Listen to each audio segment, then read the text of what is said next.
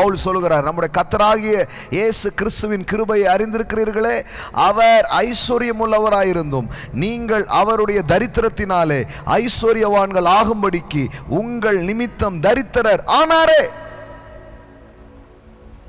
அப்போ நீங்கள் அவருடைய தரித்திரத்தினால் ஐஸ்வர்யவான்கள் ஆகும்படிக்கு உங்கள் நிமித்தம் தரித்திரரானதே. இயேசு தரித்திரராக மாறினது உங்களை செல்வந்தர்களாக மாற்றும்படி.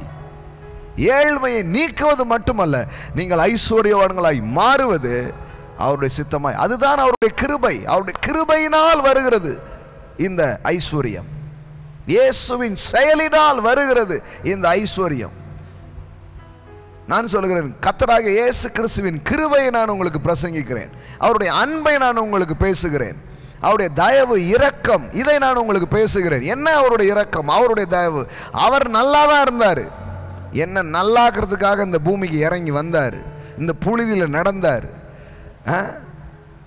கல்லரோடு கல்லனாக எனக்காக அவர் தொங்கினார்.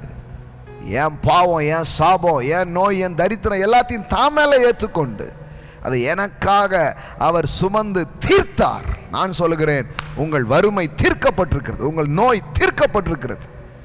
எனக்கு இயேசு செய்த செயலை நீங்கள் நம்புவீங்கன்னா ஒரு வல்லமை உங்கள் மேல் ஊற்றெடுக்கிறது.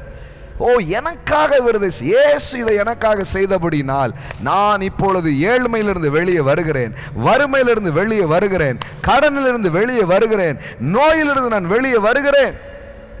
நான் பரிபூர்ண சுகத்தை, பரிபூர்ண விடுதலையை இப்போதே நான் பெற்றுக்கொள்கிறேன். நீங்க சொல்லுங்க. நான் சொல்றேன், இன்னைக்கே அந்த வறுமை உடையும், இன்னைக்கே அந்த சாபம் உடையும். சிலுவையே எதுக்கு? இந்த சாபத்தின் வல்லமையிலிருந்து உங்களை விடுவிக்கிற ஒரு செயல்.